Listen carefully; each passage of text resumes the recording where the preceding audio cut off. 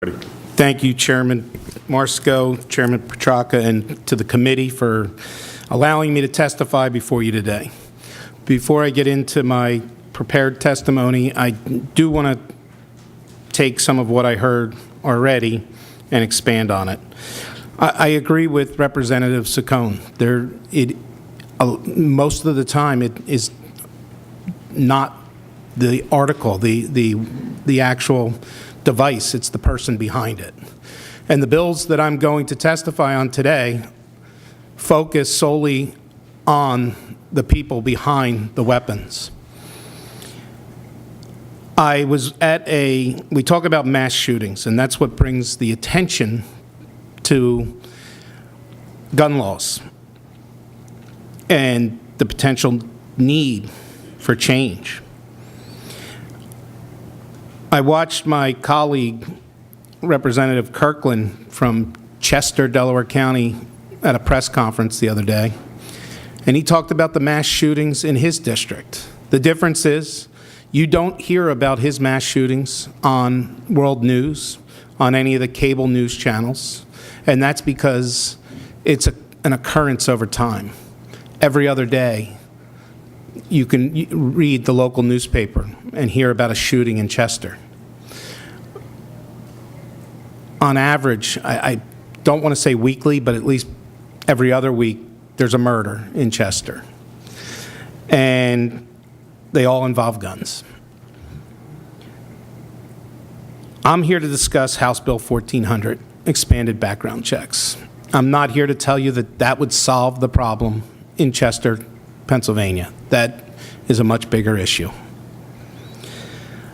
My bill does close the gun show loophole that allows individuals to purchase long guns from private sellers without a background check. It is important to note that House Bill 1400 does not prevent a single person who can legally own a gun from owning a gun. This bill actually protects the rights of legal firearm owners. Currently, private sales of long guns in Pennsylvania do not require background checks. However, if someone goes to a dealer, a licensed dealer, to purchase that same long gun, they have to have a background check.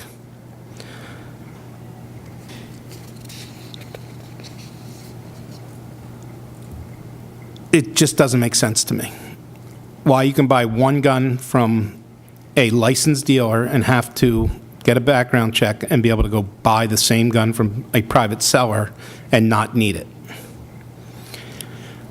My hope is that in the very near future that we can get to a vote on this expanded background check bill. Again, it focuses on the person. Quickly, I'd also hope that we could get to a vote on Senator Killian's Senate Bill 501 that requires domestic abusers that have been issued a protection from abuse order to turn in their firearm to law enforcement within 24 hours. Currently, they have up to 60 days, and they can give it to a trusted family member. There's been numerous occasions across Pennsylvania where that system has failed, where they have gone and taken their weapon back from that family member and killed the person that has the protection from abuse order against them. This bill passed 50-0 in the Senate. There's so much more I can discuss. However, I know other testifiers are here and discussing a lot of the issues. I'm going to finish with this. We need to do something. We need to do it now. We need to work together to make real strides to protect our schools and work to help those with mental illness. We can take steps to get to a comprehensive solutions, but we do not have to wait until we figure it all out to do something. If we do, we will do nothing. And most important, that cannot happen. A good start would be a vote on HB 1400 and Senate Bill 501. I did hear about setting up protections for our schools. One initiative in Delaware County that was taken, and it's been in place for a while now, is a button in every school that somebody in authority has the ability to push if there's an active shooter or any type of danger.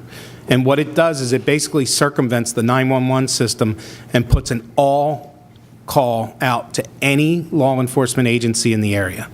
So if it's in Radnor, Springfield, Radnor, Haverford, Lower Merion, they all are ascend upon that school. It's a good system. However, there are schools that are so big that it could take minutes, not just to get to the school, but minutes once they arrive at the front door to get to the area where there may be an issue within the school. And I agree with the testifiers before me. We've got to stop thinking in minutes and start thinking in seconds. So again, I appreciate the committee for hosting these important hearings and for allowing me to testify.